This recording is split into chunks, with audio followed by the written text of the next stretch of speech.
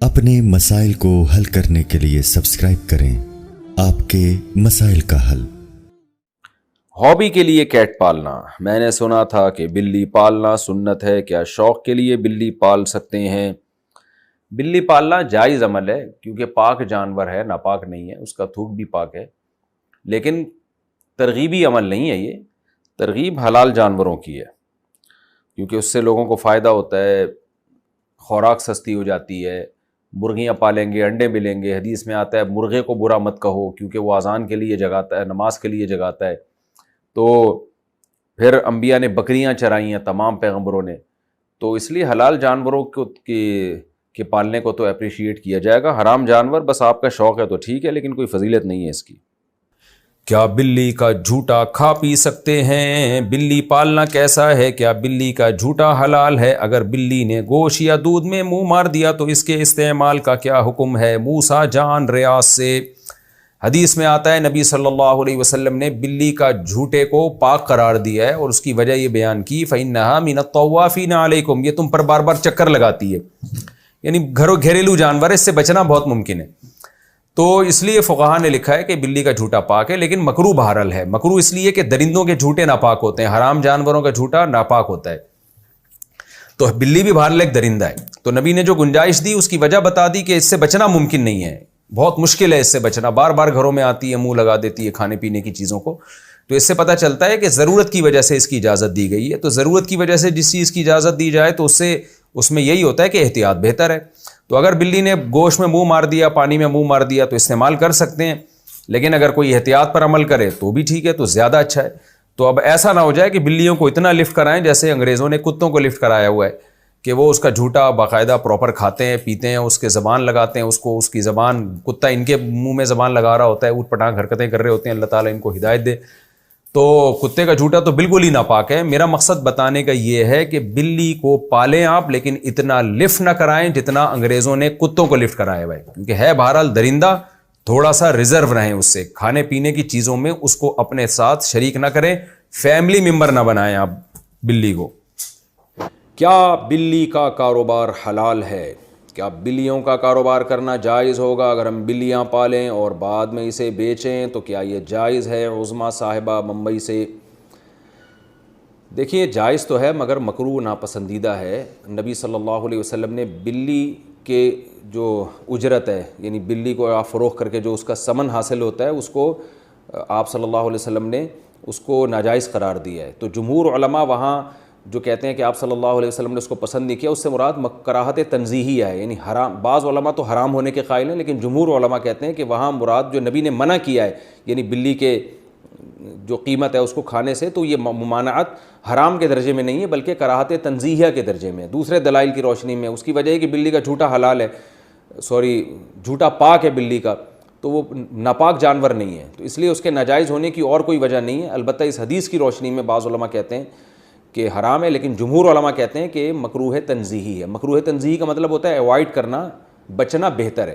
تو مشورہ میرا یہ ہے کہ اگر آپ نے کوئی بلی بیچ دی ہے تو اس کی قیمت اگر آ گئی ہے تو ٹھیک ہے، لیکن آئندہ بہتر یہ ہے کہ اس کو کاروبار آپ نہ بنائیں۔ حرام میں نہیں کہہ رہا، قول میں وہی کر رہا ہوں جو جمہور کا قول ہے کہ حرام نہیں ہے، مکروہ تنزیہی ہے، لیکن بہتر یہی ہے کہ آپ اس سے اجتناب کریں۔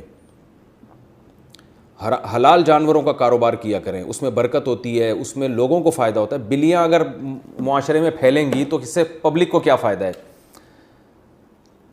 اگر گائے، بھینس، بکریاں، مرغیاں ان کا کام کریں گے، مرغیوں سے انڈے ملیں گے، بکریوں سے دودھ ملے گا، گوشت ملے گا، بکروں کے ریٹ مارکیٹ میں کم ہو جائیں گے جب بکروں کی پیداوار بڑھے گی، تو اس سے انسانیت کو فائدہ ہے اور انٹرٹینمنٹ بھی ہے۔ بکری بھی پل جاتی ہے، دمبے بھی پل جاتے ہیں۔ میرے دمبے آپ آ کے دیکھیں، 2 دمبے ایسے ٹائٹ خاندانی طریقے سے پلے ہوئے، کھا کے ماشاءاللہ مستنڈے بھی ہو رہے ہیں اور پل بھی گئے ہیں، بچے کھیلتے ہیں ان سے، وہ جب عصر کے بعد لے کے نکلتے ہیں چھلانگیں مارتے ہیں وہ۔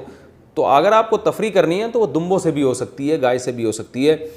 گائے کا بچہ کتنا خوبصورت ہوتا ہے ایسا، اور بھینس کا بچہ ایک نمبر کا سست ہوتا ہے۔ میں اکثر لطیفہ سناتا ہوں نا، بھینس کا بچہ ایسے کھیلتا ہے، بس اس کا کھیل یہی ہے، کان بیٹھ کے ہلاتا رہے گا، تو اس میں بھی مزہ آتا ہے۔ اور گائے کا بچہ ذرا اچھل کودتا ہے، بکری کا بچہ اور اچھل کود مچاتا ہے، ایسا خوش ہوتا ہے جب آپ اس کو اس کے پنجرے سے باہر نکالیں نا، ایسی چھلانگیں مارتا ہے۔ تو حلال جانور پالیں، یہ کتے بلی جو ہے نا یہ مناسب نہیں ہے پالنا۔ یعنی کاروبار کرنا. پل جائے بلی تو ٹھیک ہے, کوئی ممانعت نہیں ہے, لیکن یہ کہ کاروبار ہی اگر کرنا ہے تو ان چیزوں کا کریں جن کے گوشت میں, جن کے انڈوں میں, جن کے دودھ میں اللہ نے برکت رکھی ہے. آپ صلی اللہ علیہ وسلم نے فرمایا مرغے کو برا مت کہو, لا تسبوا الدیک فإنہ یؤذن للصلاۃ, وہ اذان کے لیے جگاتا ہے, وہ نماز کے لیے جگاتا ہے تمہیں. تو یہ برکت والے جانور ہیں, حلال جانور جو ہیں ان کو رکھنا چاہیے. شوقیہ کتا پالنا کیسا ہے؟ مجھے کتا رکھنے کا شوق ہے, کیا کتا پالنا جائز ہے؟ ملک احسان: بالکل حرام ہے, ناجائز ہے. شوقیہ نہیں پال سکتے کتا. آپ صرف شکار کی نیت سے پال سکتے ہیں یا حفاظت کے لیے, جیسے پیرٹس پالے ہوئے ہوتے ہیں لوگوں نے چھتوں پہ, حفاظت کے لیے کتا رکھنا پڑتا ہے ان کو, یا کوئی اور مسئلہ ہے, کوئی چوکیداری. شوقیہ بہرحال پالنا حرام ہے. مسلمانوں کے ہاں کبھی بھی یہ کلچر نہیں رہا. نبی صلی اللہ علیہ وسلم نے فرمایا جس نے کتا پالا روزانہ اس کے اجر میں 1 قیرات کم ہوگا. 1 قیرات کہتے ہیں پہاڑ کے برابر. جتنی نیکی ہے نا آپ کے, وہ کتا پالنا آپ کی نیکیوں کو کھاتا رہے گا. جو آپ نے صدقہ خیرات نمازیں پڑھی ہیں وہ ساری مائنس ہوتی رہیں گی ڈیلی بیسس کی بیس پہ. اس لیے کتا کبھی نہ پالیں. اور حرام جانور پالنے کی بھی شریعت میں ترغیب نہیں ہے. حلال جانور پالیں آپ. حرام میں بلی پالنا یہ جائز ہے لیکن ترغیبی عمل نہیں ہے. حلال جانور پالیں, اس میں برکت بھی ہے, پیغمبروں کی سنت بھی ہے, اور اس سے قوم کو بھی فائدہ ہوتا ہے, گوشت کھانے کو ملتا ہے, پروڈکٹ بڑھتی ہے حلال چیزوں کی. تو اس لیے پالیں. ہرن پالیں آپ, مرغیاں پالیں, ایسی ایسی خوبصورت نسل کی مرغیاں مارکیٹ میں آ رہی ہیں. مور پالیں آپ, کتنا خوبصورت جانور ہے, ایسے اسٹائل سے گھومتا ہے. ہم نے پالے ہوئے ہیں, آپ کبھی آئیں ہمارے یہاں دیکھیں, ایسے خرامہ گھوم رہے ہوں گے ایسے خوبصورت اسٹائل میں. اور پھر مرغیاں میں انڈے چوزے, اتنا مزہ آتا ہے اس میں. بکریاں پالیں, اور اللہ بھلا کرے آپ کا دمبے پالیں, کجلے سرگودا کے. کتنے عرصے سے تلاش کر رہا ہوں, مل نہیں رہے. ایک صاحب نے رابطہ کیا, انشاءاللہ بھی لینے جاؤں گا میں. یہ اونچے خریدوں گا, فری پاکٹ کی بات نہیں کر رہا.